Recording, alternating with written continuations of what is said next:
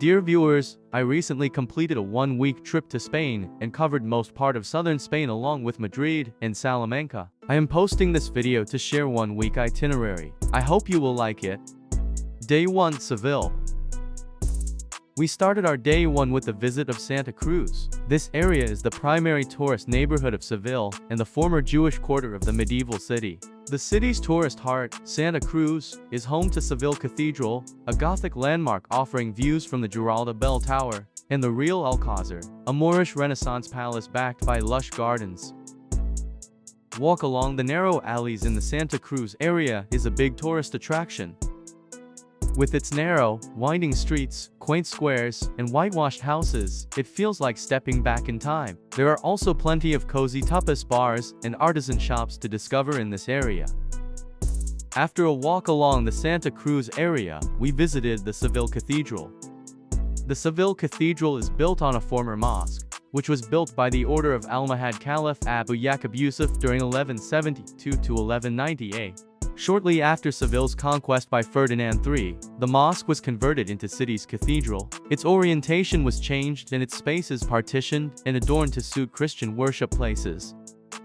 The internal space was gradually divided into chapels by constructing walls and the bays along the northern and southern walls. The eastern half of the cathedral was occupied by the royal chapel that hold the bodies of Ferdinand, his wife, and Alfonso the Wise.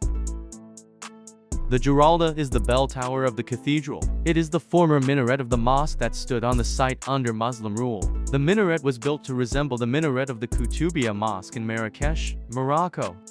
Day 2, Seville. We started day 2 with the visit of Alcázar Palace. The palace, which is officially called Royal Alcázar of Seville, is a historic royal palace in Seville. It was formerly the site of the Islamic-era citadel of the city, begun in the 10th century, and then developed into a larger palace complex by the Abbasid dynasty in the 11th century, and then by the Almohads in the 12th to early 13th century. After the Castilian conquest of the city in 1248, the site was progressively rebuilt and replaced by new palaces and gardens. Among the most important of these is a richly decorated mud jar-style palace built by Pedro I during the 1360s. After spending a few hours exploring Alcázar Palace, we visited the Plaza de España, which is situated in Maria Luisa Park in Seville. This square was built in 1928 for the Ibero-American Exposition of 1929. It is a landmark example of regionalism architecture, mixing elements of the Baroque Revival, Renaissance Revival, and Moorish Revival styles of Spanish architecture. At night, we spent our time at Seville's most popular street, Calle Betis. This pedestrian-only road runs through Seville's historic center and is known for its charm and buzz, with tapas bars, restaurants, and shops adorning each side. This lively atmosphere makes it a popular destination for locals and visitors to explore. Day 3, Gibraltar.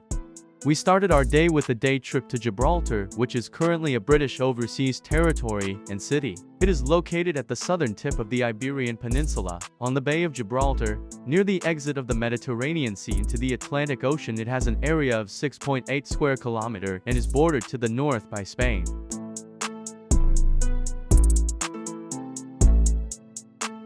The name of Gibraltar is derived from Arabic, Jabal Tariq, which means the Mount of Tariq, who was the 8th century North African military leader Tariq ibn Ziyad, who began the Muslim conquest of the Iberian Peninsula via the Strait of Gibraltar in 711.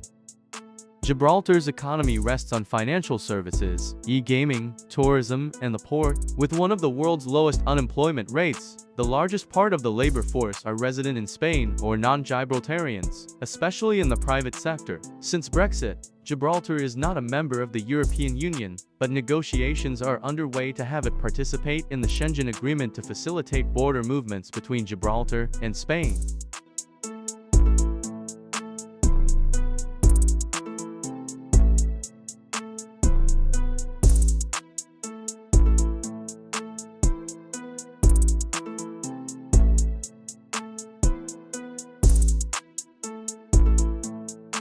While in Gibraltar, do not miss out to visit St. Michael's Cave or Old Street Michael's Cave.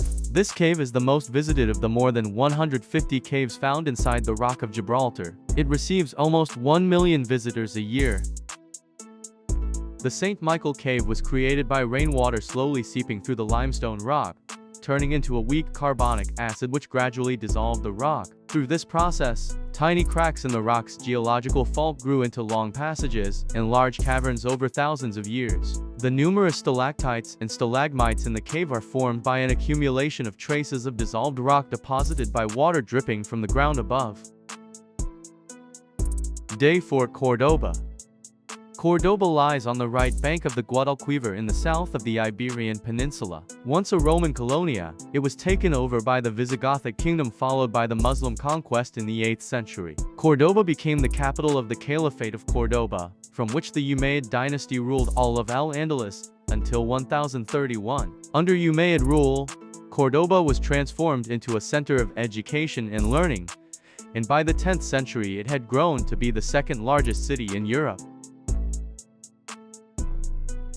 There are two famous places to visit in Cordoba. The first one is Cordoba Mosque, which was constructed in 785 on the orders of Abd al-Rahman I, founder of the Islamic Emirate of Cordoba. The mosque was expanded multiple times afterwards under Abd al-Rahman's successors up to the late 10th century. Among the most notable additions, Abd al-Rahman III added a minaret, and his son al-Hakam II added a richly decorated new mihrab and maksura section.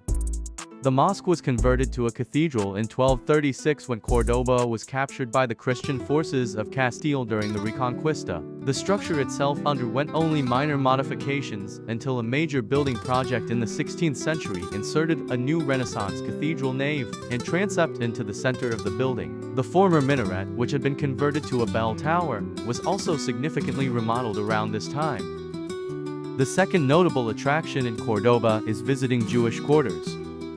Jewish quarters is the area in which the Jews lived between the 10th and 15th centuries. It is located in the historic center of Cordoba, northeast of the Mosque Cathedral, in the area of the Deans, Manarquez, Tom S. Khan, Judd Aus, Almanzor, and Romero streets.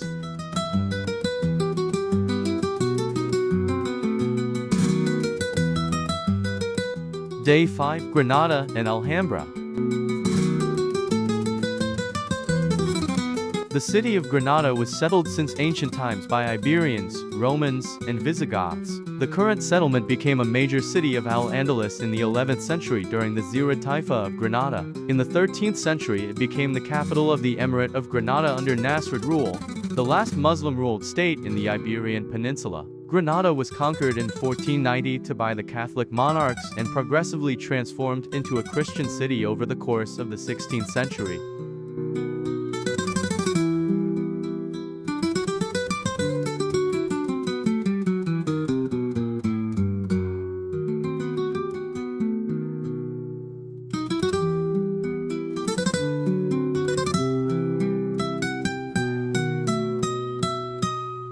The Alhambra, a medieval Nasrid citadel and palace, is located in Granada. It is one of the most famous monuments of Islamic architecture and one of the most visited tourist sites in Spain. Islamic period influence and Moorish architecture are also preserved in the El Baik and neighborhood and other medieval monuments in the city.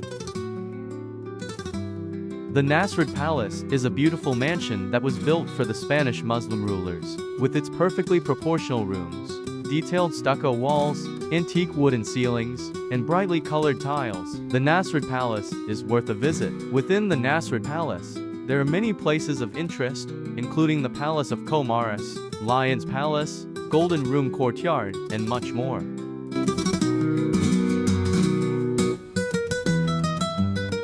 Day 6, Salamanca. On day 6, we said goodbye to southern region of Spain and headed to the north of Spain. We took an early morning train to get to the city of Salamanca.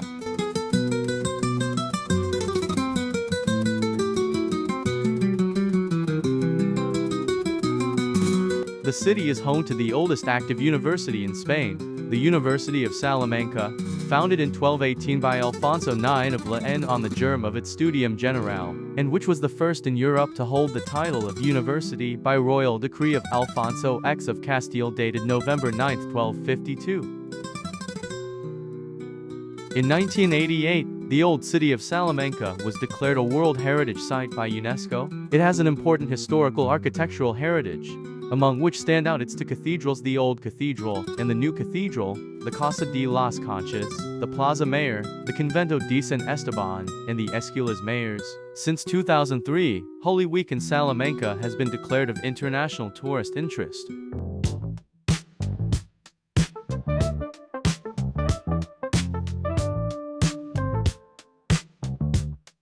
Day 7, Madrid.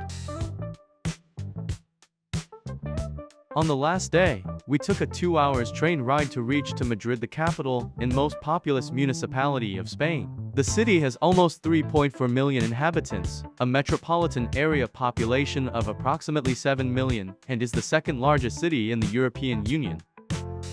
The most notable tourist attraction in Madrid are Sol Plaza, Plaza Mayor, and Royal Palace.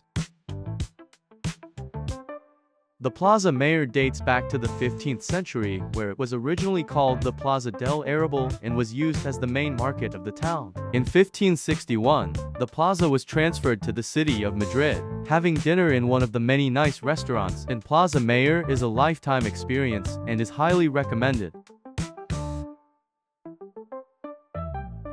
Dear viewers, the next day, we said goodbye to Spain and flew back home. If you like this itinerary, please consider to subscribe my channel and give me a thumbs up. Goodbye from Spain.